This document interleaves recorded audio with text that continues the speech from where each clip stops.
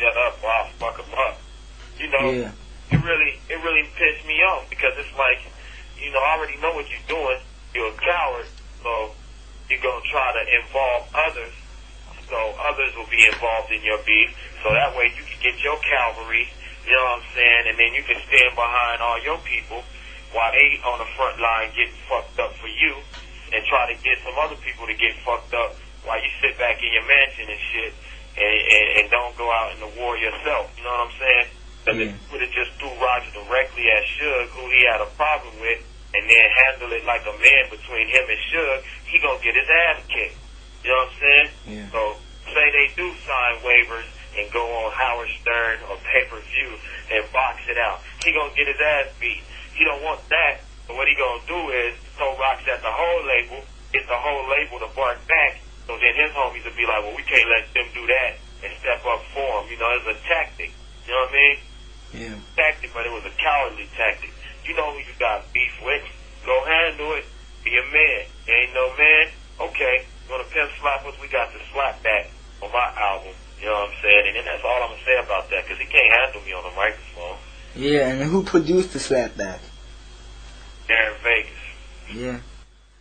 And what kind of song is it? I mean, can you tell us some of like the content? The content of the song is simple.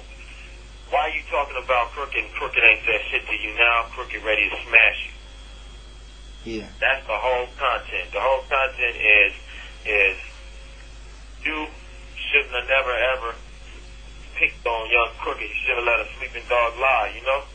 Yeah.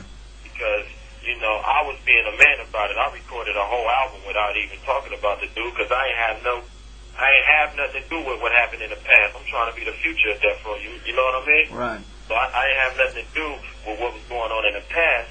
So I'm letting it, you know, I'm stepping out of that. Of course, I'm riding with Suge 100%, but Suge was like, yeah, man, that ain't your beef, that's my beef. You know what I mean? Yeah. So when the dude tried to include me and the rest of the label mates, I was like, hold on. And he kept talking in interviews and in the media. He kept spewing negative words. He was on BET. He went as far as to say his job to sink our whole label. Hold on, you sink my label, you taking food off my table. You know what I mean? Yeah. Just went on a campaign. I know what he's trying to do. He's trying to sell his little album, you know? But the thing is, that's the wrong campaign, you know? Yeah. That's the wrong campaign. So, you know, we'll see what happens. That was just round one, pimp slap. We're going to see what round two. I don't think it'll be a round three. Alright. And have you heard about the Road Killer album that Daz Dillinger is supposed to put out?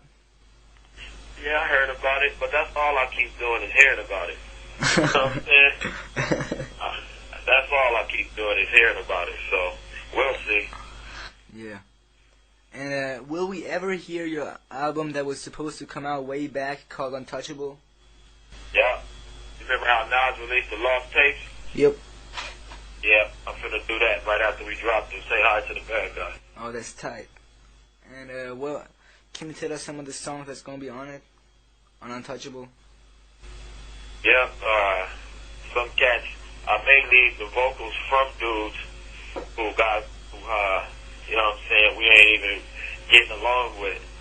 You know what I mean? Like Dash, he's on the album, you know what I'm saying? Yeah. Do other things, man. It's gonna be a treat. Alright. And, what is going to be on your, on that mixtape, West Coast Nostra Volume 1 that you're putting out? Oh, yeah, we just came together, man. It's a combination of freestyles and songs, unreleased, you know what I'm saying, brand new shit. I just wanted to put something together for the people that have been waiting on my album patiently and, you know, just give it to them. I'm going to throw it on the internet, let them download it crazy, you know what I mean? And I'm going to make about 10, 20,000 copies and just flood high schools and, you know what I'm saying, college campuses and, you know, hip-hop spots, Yeah. you know what I mean? And let it hit the streets like that. And is the whole Deathrow roster going to be on it? Nah, I took it to the head, man. I wanted to do it with everybody, but we went inside the studio, and, man, we just knocked it out so quick. Nobody got a chance to get out.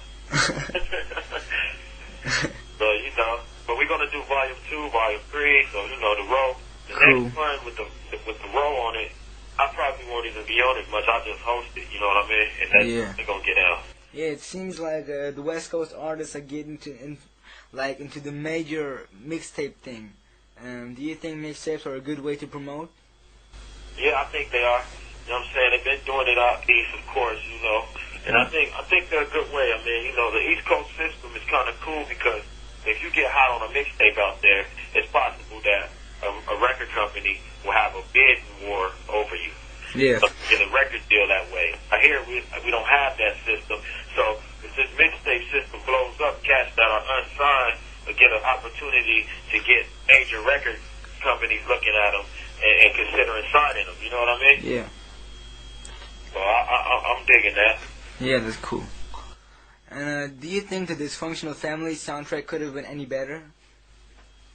The Dysfunctional Family? I mean, you know what I'm saying? The soundtrack is banging, man. And it's something for everybody, you know. Once you have a compilation like that, you know, it's going to be pretty tough to please everybody because, for one, there's so many different music styles on one piece of work, you know what I mean? So a cat that don't like R&B not going to want to hear that Ashanti joint, you know, and a cat that loves R&B and don't like hardcore hip-hop might not want to hear that Crooked Eye joint, you know what I mean? So it's going to be hard to please everybody, but all in all, I think the soundtrack is good, man. I think it's a dope and it's worth checking out. Alright, and why did you remix Deathrow, considering that the original mix is better? I'm gonna tell you, we still got the original mix too. You know what I'm saying? That's the gutter mix. You know what I mean? Yeah. We got vinyl, we got, you know, DJs got it. We just gave them 2 looks on that. You know what I'm saying? Like, here, we're gonna throw two versions out there, man, because we had made both versions, and we were like, damn, we like both of them. Fuck it, put both of them out. And which one is going to be on the album? On the soundtrack? Yeah. Yeah, the remix version, I believe, will be, I'm not sure. It may be. Not sure. I ain't even got the full soundtrack yet. I'm just like I'm waiting till Tuesday to go by. Yeah. And after watching the Deathrow video, I cannot see why BET or any other TV station would not want to play the video. What were the exact reasons? Well, we from Deathrow. You know what I'm saying? So they like, if we throw up West Coast in a sign, like a W, it don't mean West Coast no more. It means some type of gangbanging, you know what I mean? It's because we from the row, you know. If I squeeze the trigger, you know, make a gesture like I'm squeezing the trigger at the camera, you know what I'm saying? That means I'm reenacting what I actually did just a minute ago to some alley, you know what I mean? So it's like, you know, they look at our shit under a magnifying glass, you know what I mean? And it's like, let me see. Hold on, I see something. It's like, whatever, man. I mean, uncut to me, then we should just have a lot of bitches with thongs on and shit. You know what I'm saying? Yeah. If that's gonna be on uncut, you feel me? Yeah. But you know how they do, man. They if somebody fall on their face, they think Deathrow stuck their foot out. Yeah. And will we see a second single from the soundtrack? I believe it's gonna be Dysfunctional Family. The theme? Yeah, with Danny Boy and East. Yeah, that's a good choice. Yeah, we're gonna shoot that one, man, and then we gonna do that one, like, you know, just for the ghetto, man, you know, filming, because, you know, a lot of us grew up in dysfunctional families, you know what I'm saying? A lot of us grew up in homes, so some people can relate to that shit. So we're gonna throw that out there, and then we're gonna service the radios with Deathrow's Back. Yeah. And most of the fans don't like the Murder Inc. Deathrow connection, since Murder Inc. is considered a pop label by most. What do you have to say about that?